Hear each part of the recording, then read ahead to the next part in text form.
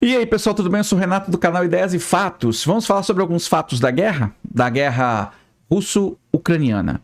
A primeira coisa que eu quero que vocês entendam é que o conflito não é entre a Rússia e a OTAN, nem é contra a Rússia e a Ucrânia, não. Existem três forças hoje no mundo que brigam, e todas três têm uma coisa em comum: querem destruir a nossa civilização ocidental. Ponto. E quais são? Do lado da OTAN, no caso do Ocidente, infelizmente, nós temos os globalistas. Tá, a gente não está falando de Estados Unidos, a gente não está falando de França, a gente está falando de George Soros e de todo mundo que tem capital, os mega capitalistas. Esses caras querem dominar o mundo. E para conseguir isso, eles têm feito um trabalho incessante, que a gente já falei em outros vídeos, para destruir a base da nossa cultura ocidental. Isso tem um efeito colateral. Porque, entre outras coisas, a gente está vendo agora como que o Ocidente está tendo que enfrentar a outra corrente, que é a eurasiana, dos chineses e dos russos. Do lado de lá, e aí muitas pessoas estão confundindo Putin com conservador, tá? Ele vai para um caminho de sustentação em cima de algum dos valores básicos para você ter uma sociedade forte, no caso a família. Deixa eu fazer um comentário. A União Soviética, assim que ela foi criada, no início da Revolução, antes dela surgir como União Soviética, eles implementaram uma série de situações para destruir a família tradicional russa. Deu ruim. Inclusive o aborto foi implantado de uma forma avassaladora. A família se degradou, teve problemas sérios. Na sequência, Stalin voltou tudo isso atrás. Ponto. Isso não tem nada a ver só com conservadorismo. Vou explicar mais na frente em outro vídeo, talvez. Tá? E tem ainda a corrente religiosa. Então você tem a corrente religiosa dos muçulmanos. Então você tem três forças básicas. Você tem conglomerados globalistas, dinheiro, eles têm capital, eles têm controle econômico. Você tem os chineses e os soviéticos, no caso os russos, que tem poder bélico. Lógico que o Ocidente também tem, mas eles se baseiam muito na força bélica. E você tem os religiosos, no caso os muçulmanos, que tem também uma grande força, inclusive através do petróleo no mundo todo. Vocês estão pagando caro no combustível? Ah, existe um cartelzinho grandão aí chamado OPEP, na qual eles mandam, tá ok? Tirando essa confusãozinha, nós temos dois poderes globais brigando por preponderância. Putin, ele representa um lado dessa moeda, e a OTAN e a União Europeia representam um outro lado dessa moeda.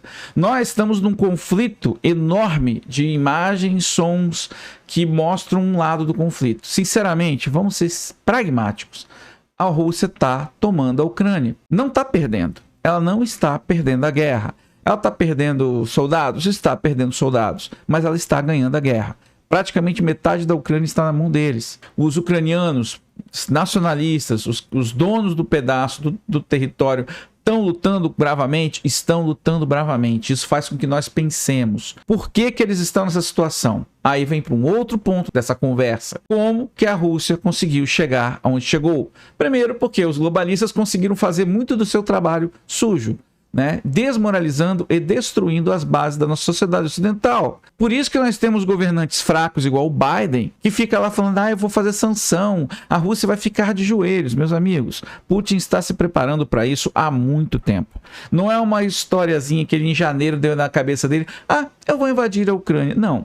Na cabeça dele, ele quer resgatar a Rússia dos czares. Eles querem os mesmos domínios dos czares. E isso inclui pedaços da Finlândia, Lituânia, Letônia, né, a Ucrânia, a Geórgia, toda aquela região ali do Cáucaso, ali para baixo do mapa. É isso que ele quer. Então esse é um ponto fundamental nessa discussão. Terceiro ponto que eu queria falar: Putin é conservador. Meus amigos, o conservadorismo, ele não é simplesmente porque o cara fala: eu defendo a família, eu defendo a pátria, eu sou contra o aborto. Não, não é isso. Você pode ser conservador na Índia, você pode ser conservador na Rússia, você pode ser conservador na Europa de formas mais ou menos diferentes, porque o conservadorismo, entre outras coisas, prevê que você olha a história dos seus ancestrais e mantém parte dessa cultura e evolui gradativamente, ponto. Então isso o torna talvez parcialmente conservador. Porém, uma das coisas que o conservador tem em si, entre outras coisas, é a defesa das liberdades. E o Putin com certeza não é adepto às liberdades, nem civil, nem religiosa, nem de qualquer tipo. Então você não tem liberdade. Ele é um ditador. Ele é um ditador. E nós não temos ditadores aqui do nosso lado ocidental? Lógico que temos. Olha o Canadá dando exemplo disso. Olha aqui no Brasil o STF dando exemplo disso. Bom, esses são alguns dos 3 pontos que eu queria tocar com vocês com relação a essa confusão que se faz na mente das pessoas com relação a Putin, a Ucrânia. A única coisa que eu tenho certeza, eu sinceramente torço para que os ucranianos continuem livres. Ponto. Agora, cair nos braços da União Europeia, não sei se é a liberdade nesse ponto. Veja bem, a Polônia, ela está na União Europeia, porém, uma série de situações que impõem a ela se refuta. Ela não aceita, ela não quer.